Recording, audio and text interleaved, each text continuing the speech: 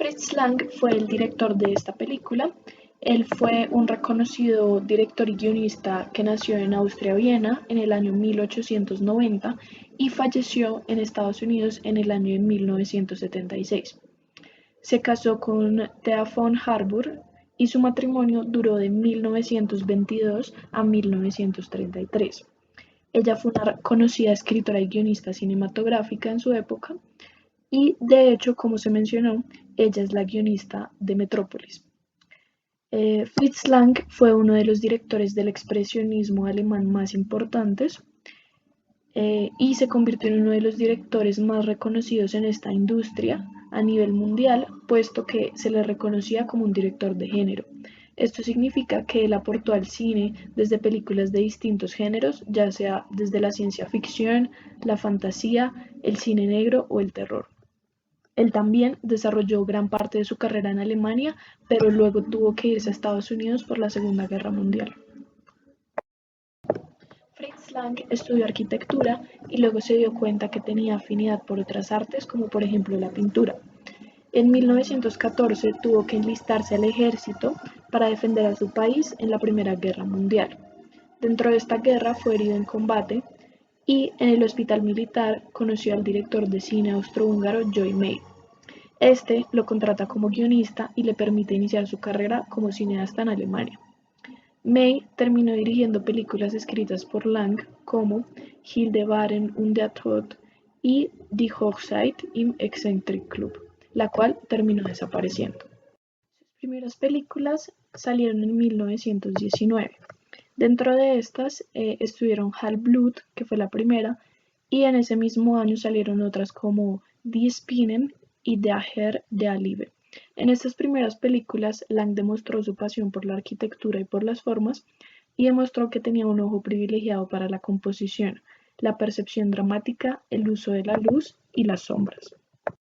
Las siguientes películas que fueron grabadas por Lang en Alemania fueron Doctor Mabuse en 1922 y 1928, Los Nibelungos, que tiene dos partes, en 1924, y Metrópolis en 1927, la cual terminó siendo su obra cumbre. Dentro de las obras más destacadas de Lang también se encuentra La mujer en la luna, que se grabó en 1920, El vampiro de Düsseldorf, de 1931, y El testamento del Dr. Mabuse, que se grabó en 1933. Estas películas exhiben su obsesión por el mundo subterráneo, las cuevas y los sótanos, las galerías, las imágenes en los espejos y los efectos visuales, que van a generar un papel protagónico en el desarrollo de sus películas. Luego, en el marco de la Segunda Guerra Mundial, Hitler le ofreció ser su jefe de propaganda. Sin embargo, Lang declinó la oferta porque él era de ascendencia judía. Por eso tuvo que continuar su carrera cinematográfica en Estados Unidos. Luego, en 1933, se refugió en París, dejando atrás a su esposa Thea von Harburg, co-guionista de algunas de sus películas, y la que luego terminó convirtiéndose en la jefe de propaganda del régimen nazi. En Francia, él rueda una adaptación de la obra teatral Frères Monal Lilhomme en 1934. Después de esto, Lang inició su carrera en Estados Unidos. Ahí graba películas como Furia en 1936, La mujer del cuadro en 1944 y Más allá de la duda en 1957. En su época en Estados Unidos se caracterizó por realizar películas que se podrían categorizar como cine negro, ya que la mayoría giraban en torno a crímenes. Las presiones sociales que tenía en Hollywood Lang lo llevaron a buscar mayor libertad creativa. Es por eso que se fue a India, donde con una compañía alemana produjo El tigre de Estambul y La tumba. En 1961 dirigió Journey to the Lost City y Los crímenes del Dr. Mabuse, la cual sería su última película, esto por un problema de visión que tenía. Después de esto se retiró, regresó a Los Ángeles y falleció a los 85 años de edad, en 1976. Como se mencionó, esta película se enmarca de lo que se entiende como el expresionismo. Ahora, esta corriente no solamente fue una corriente de cine, sino también una corriente literaria, de arte y musical. Dentro del arte, el postulado principal era que los artistas iban a realizar una aproximación libre e intuitiva al objeto, esto rompiendo con estructuras que estaban firmes en otros momentos como dentro del impresionismo. Aquí el artista muestra el interior a través del exterior del objeto. Se busca como principal medida expresar los sentimientos y buscar la esencia como mecanismo principal. También existe una influencia muy grande respecto del uso de las formas y la luz. Dentro de esto nace una vanguardia de los movimientos anteriores y se gestan grupos importantes como El Puente en 1905, que dentro de sus exponentes estaba Kirchner, y en 1911 otro que se denominaba El Jinete Azul, cuyo principal exponente era Kandinsky. Aquí el cine fue influenciado por todos estos movimientos artísticos y esto denotó en la primera película de carácter expresionista que fue El Gabinete del Dr. Caligari en 1920. Ahora, algunas de las características que componen el modelo expresionista son que las escenas normalmente se dividen en actos, como si se tratase de una obra de teatro, que se manejan argumentos ajenos a la realidad, que pues en este caso se trata de una distopía, y estos argumentos normalmente se muestran de acuerdo al punto de vista del personaje más que de acuerdo a la realidad objetiva. Otro elemento muy importante es que siempre hay un personaje malvado dentro de estas tramas y la mayoría de estas películas normalmente se caracterizan por ser películas mudas. Esto significa que el lenguaje gestual y el lenguaje simbólico que van a tener va a ser muy alto para que el director pueda representar lo que quiere dentro de la película. Otro elemento característico es que dentro de estas películas normalmente se rechaza la autoridad y se realizan críticas al Estado y a la burguesía de la época. En el plano de las tomas predominan más las tomas generales respecto de las panorámicas, aunque en esta película podemos ver que Lang experimentó mucho en materia de cómo rodar la película y generar efectos visuales distintos. Los decorados normalmente tienen un carácter teatral que incluso podría llegar a ser siniestro, y hay un uso muy importante de las sombras, lo cual permite dar un matiz a los personajes en los movimientos abruptos y exagerados que ellos normalmente tienen. En materia de escenografía va a ser muy importante un viaje que hizo Lang a Nueva York dentro de la composición visual que va a tener el film. Esto le va a dar los aires futuristas por el continuo uso que hacía Lang, por ejemplo, de los rascacielos. Dentro de esta visión que él tenía 3 personas que lo ayudaron dentro de la película a materializarla. El experto operador de cámara, que era Karl Freund, el director de efectos especiales, Eugen Schuften, y el director artístico, Otto Hunte. Ahora, en específico en la película, hay que decir que Metrópolis se inscribe dentro de la escuela de montaje intensivo espiritual. ¿Esto qué significa? El montaje intensivo hace parte de la escuela expresionista y se caracteriza porque se va a destacar el movimiento a través de la luz. Y aquí se va a dar un movimiento que tiene más intensidad.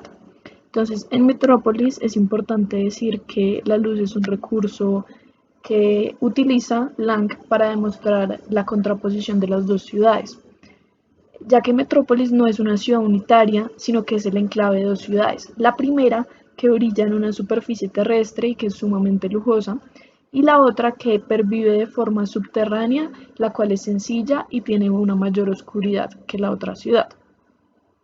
Ahora, es importante decir que Metrópolis ha fundado el mito de la modernidad. Esto en la medida en que tiene un alto contenido de iconografía futurista y modernista que ha aportado a los films de la actualidad. Es importante decir también que a pesar de que hay varios iconos futuristas, también hay elementos dentro de la escenografía que son góticos románticos. Esto es importante porque Lang va a manejar estéticas de vanguardia que van a estar nacientes a las tendencias de esa época y no tan acordes al expresionismo.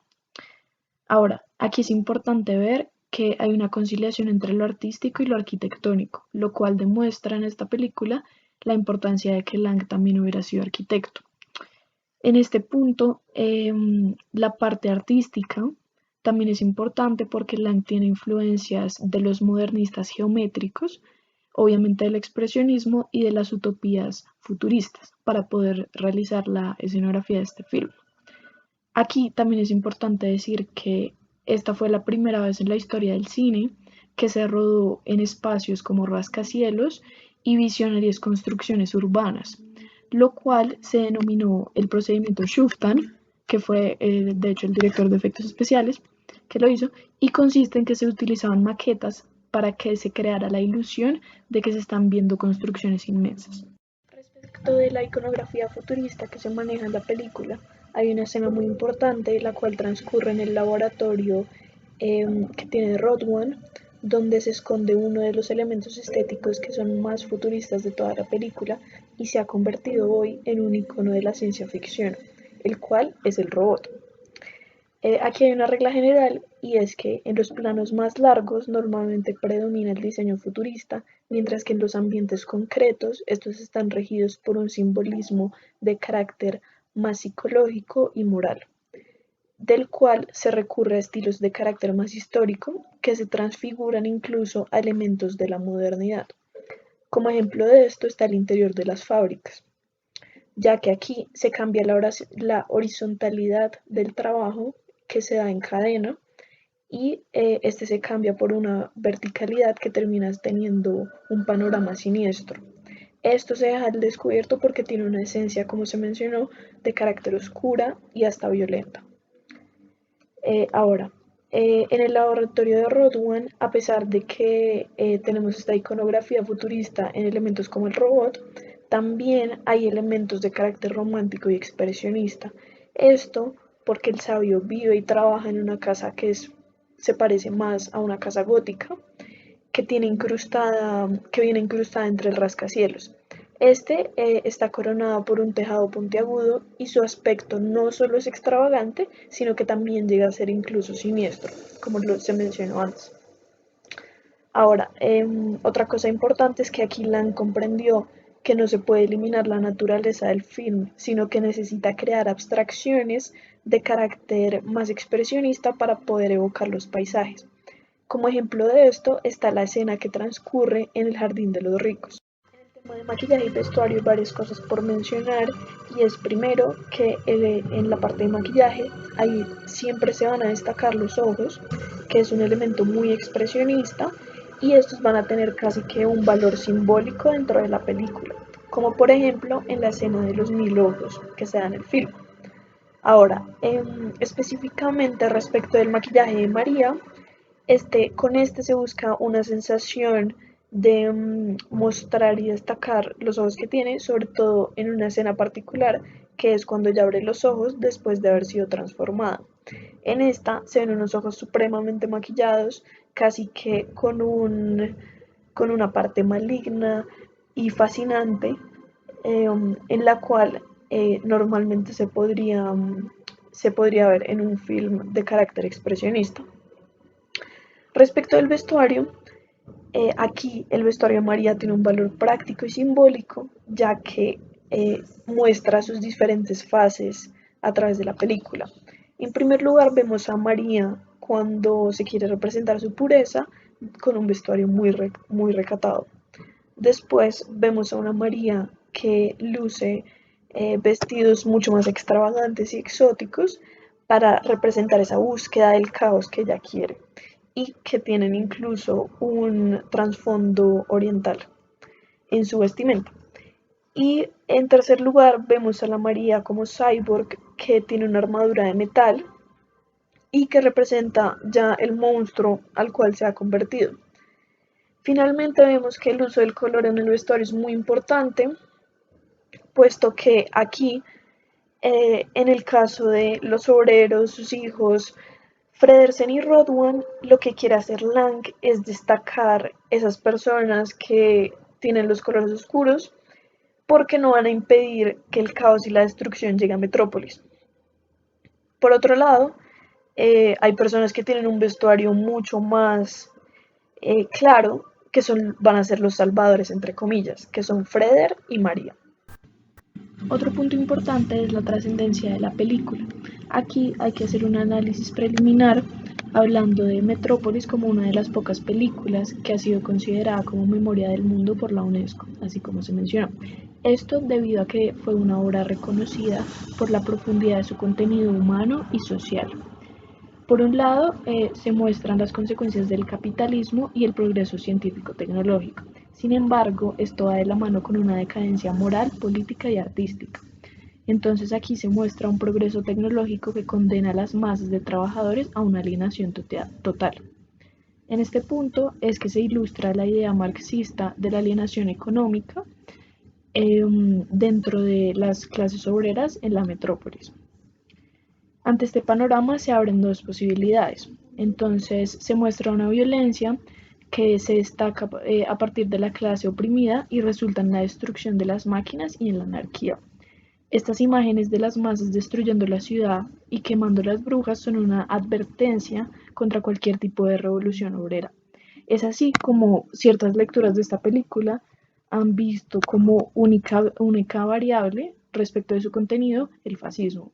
Esto en la medida en que se hace una acomodación del proletariado a los intereses de la élite y se hace una mezcla entre el capitalismo y una exaltación muy arraigada al nacionalismo. También muy de la mano con eh, la religión cristiana. Por otro lado, se hace una mención tácita al superhombre de Nietzsche. En este punto es importante ver que se ve la figura de este hombre del futuro en el hombre máquina y se da la consumación de una sociedad deshumanizada y robotizada. Aquí es importante el mito del peligro inevitable, el cual acompaña a la ciencia de la tecnología, que tiene sus comienzos en esta película y se vuelve a desarrollar y a retomar en otras películas como Frankenstein, Terminator e incluso Matrix, que abordan esta misma idea inicial. Ahora, otro punto a tratar es que la película no tuvo demasiado éxito en su época debido a esta visión pesimista que ofrecía sobre el proceso científico-técnico, ya que en esta época lo que predominaba era una confianza ciega en que la idea del progreso era la norma de la época y siempre iba a estar atado ese progreso al avance tecnológico. Y aquí lo que está presentando Lang es una especie de distopía que estaba demasiado avanzada para su época. Pero también hay que mencionar que se demuestra el peligro de las utopías futuras. Esto con una crítica fuerte a la política, la cual posteriormente fue a ser profundizada por tres autores que se consideran de los libros clásicos respecto de las distopías, que son Huxley con Un Mundo Feliz, George Orwell con 1984 y Ray Bradbury con Fahrenheit 451. Ahora, a pesar de que estos no hacen referencia directa y no coincide todo con Metrópolis, sí están fundados en la idea primigenia de una distopía, de la mano con el tema futurista. Ahora, en este futuro utópico se ve que las máquinas están al servicio del ser humano, pero es paradójico porque al mismo tiempo los humanos terminan siendo esclavos de las máquinas y terminan incluso trabajando para ellas. La aparente armonía dentro de esta película se rompe cuando las máquinas se rebelan contra aquellos que las crearon y tratan de buscar su perdición. Esto específicamente en la escena en la que el científico Rodwan construye al androide futura, dándole inteligencia artificial, dentro de lo cual al final él estaba jugando en realidad es a ser Dios. Como resultado de este comportamiento de carácter soberbio e imprudente, la tecnología termina tomando conciencia de sí misma y pretende destruir a sus competidores humanos. Aquí el mensaje que lanza Lang tiene implicaciones éticas de carácter muy claro, que son que hay que tener cuidado con el desarrollo tecnológico.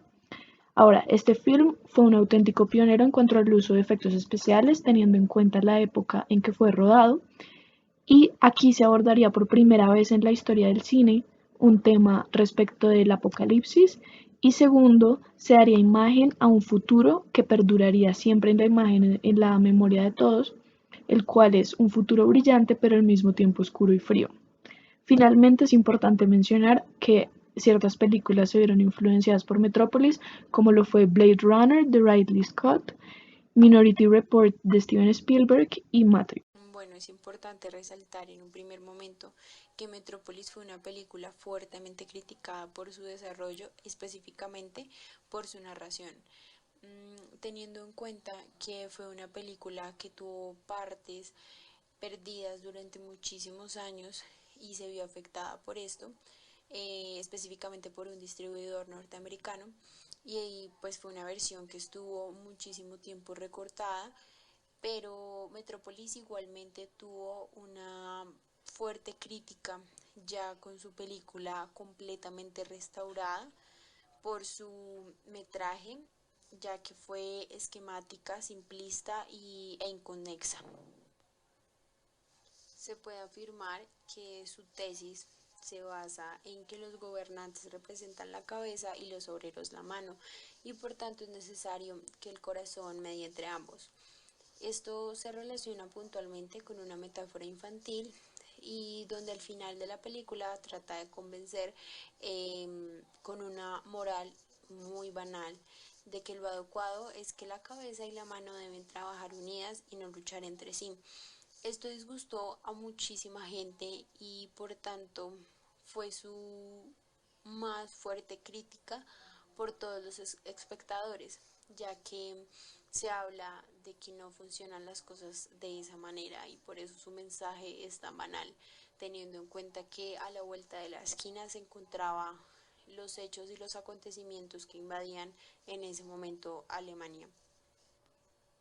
Como ya lo había nombrado anteriormente, debido a este cliché, si se puede llamar de alguna manera, recibió tantas críticas en el momento de su estreno. Incluso un importante periodista del New York Times realizó una muy negativa y muy famosa crítica acerca de la película. Este periodista afirmó: recientemente he visto la más estúpida de las películas. No creo que hubiera podido ser posible hacerla más idiota. No hay originalidad ni pensamiento independiente. No creo que haya una nueva idea, ni un solo ejemplo de creación artística o anticipación inteligente.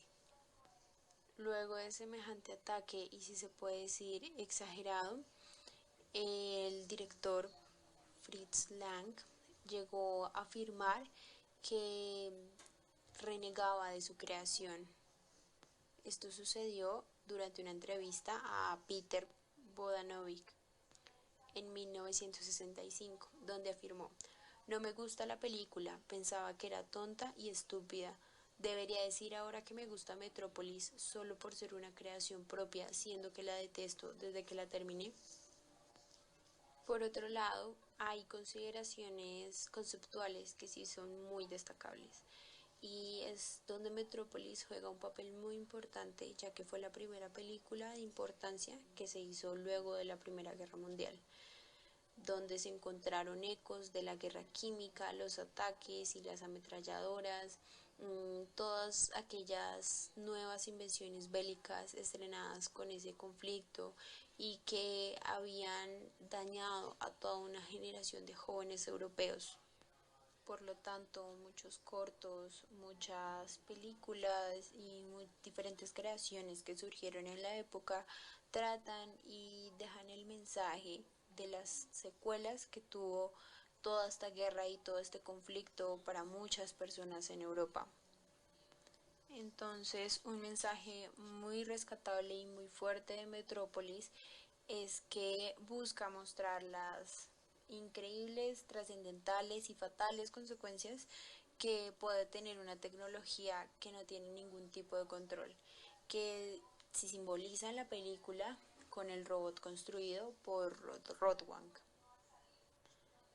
En otro punto de la ciudad, específicamente en las profundidades de esta, se encuentran los obreros y la vida de estos es completamente miserable, alineada, monótona, infeliz, que no pueden tener ningún tipo de satisfacción por el trabajo que realizan. Por lo tanto, Lang lo que hace es representarlos con movimientos rígidos, mecánicos, todo muy sincronizado a la par con las máquinas que manejan, buscando que no tengan ningún tipo de divergencia entre el movimiento corporal y el ritmo que la máquina lleva, porque si no, esta tendría consecuencias desastrosas. Bueno, una escena que refleja lo nombrado anteriormente es donde Freder sustituye en su puesto a un operario completamente agotado, completamente desgastado y por tanto llega a operar la máquina que se debe manejar así como funciona un reloj gigante y el comportamiento de las manecillas del reloj. Por tanto se mueve en intervalos fijos. Asimismo, como se muestra en el entorno de la escena, que es una producción en masa organizada, que los operarios no importan y pasan a un segundo plano. Lo importante es el funcionamiento de las máquinas. Por tanto, la relajación del ser humano no tiene absolutamente nada de importancia. Y asimismo se refleja como mensaje oculto que puede traer cuando los operarios están atados a los relojes, y es que ellos tienen una secuencia, una rutina, una línea, una vida prácticamente organizada que gira en torno a todas las máquinas. La producción de esta película se prolongó durante manejan, buscando que no tenga ningún tipo de divergencia entre el movimiento corporal y el ritmo que la máquina lleva, porque si no, esta tendría consecuencias desastrosas. Bueno, una escena que refleja lo nombrado anteriormente es donde Freder sustituye en su puesto a un operario completamente agotado, completamente desgastado y por tanto llega a operar la máquina que se debe manejar así como funciona un reloj gigante y el comportamiento de las manecillas del reloj. Por tanto se mueve en intervalos fijos. Asimismo, como se muestra en el entorno de la escena, que es una producción en masa organizada, que los operarios no importan y pasan a un segundo plano. Lo importante es el funcionamiento de las máquinas. Por tanto, la relajación del ser humano no tiene absolutamente nada de importancia. Y asimismo se refleja como mensaje oculto que puede traer cuando los operarios están atados a los relojes, y es que ellos tienen una secuencia, una rutina, una línea, una vida prácticamente organizada que gira en torno a todas las máquinas. La producción de esta película se prolongó durante aproximadamente año y medio y los gastos fueron exorbitantes. Inclusive los estudios de la UFA, que fue la productora principal que realizó la película, no tuvo más remedio que aliarse con sus rivales estadounidenses, que fueron Paramount y Metro Goldwyn Mayer. Eugene Shuftan estuvo a cargo de todos los efectos especiales que se observaron en la película, tales como los que se vieron a través de la proyección de reflejos de miniaturas en espejos superpuestos a un decorado, de modo que el cristal transparenta algunas partes del decorado, mientras puede continuar reflejando las miniaturas. Justamente Shuftan debutaba como director de fotografía en Metrópolis y años más tarde recibiría un Oscar por El Buscavidas, justamente ejerciendo este puesto de director de fotografía. Otro maravilloso trabajo que realizó Shuftan en los efectos visuales de la película fue el plano general de la ciudad superior, ya que este se realizó fotograma a fotograma sobre una maqueta de aproximadamente 8 metros de largo, y donde antes de capturar cada fotograma se movía lentamente todos los automóviles que transitaban por la vía. Inclusive en la toma de estos fotogramas también incluyeron trenes y aviones que se desplazaban por las vías elevadas que continuaban entre los edificios. Fue increíble todo el trabajo que se realizó para obtener un plano de 5 segundos. Aproximadamente trabajaron diferentes personas en los fotogramas por más de una semana. Acerca del presunto mensaje político, del cual supuestamente, según muchísimas personas, viene cargado la película, se halla una cierta similitud entre la figura del mediador, el cual hace el papel del corazón que debe unir la cabeza y las manos, a la de Hitler, el cual es llamado para motivar y para dirigir la unión de todos los estamentos sociales hacia un destino común de prosperidad y gloria. También es muy relacionado teniendo en cuenta todos los acontecimientos históricos que se estaban viviendo en la época. Y este era un tema que puntualmente estaba impreso en diferentes concepciones. Por lo cual sí se rescata que la película a lo largo de su desarrollo aboga por la reconciliación entre clases y por la misma concepción de buen trato que se quiere para los obreros, pero es tan superficial que se puede tomar como un alegato a favor del nacionalsocialismo, como de la socialdemocracia más mansa y sensata. A pesar de lo dicho anteriormente y de las especulaciones dadas, Lang era muy reacio a mostrar abiertamente sus ideas políticas, y en las contadas ocasiones que lo llegó a hacer fue para mostrarse abiertamente en contra del nazismo.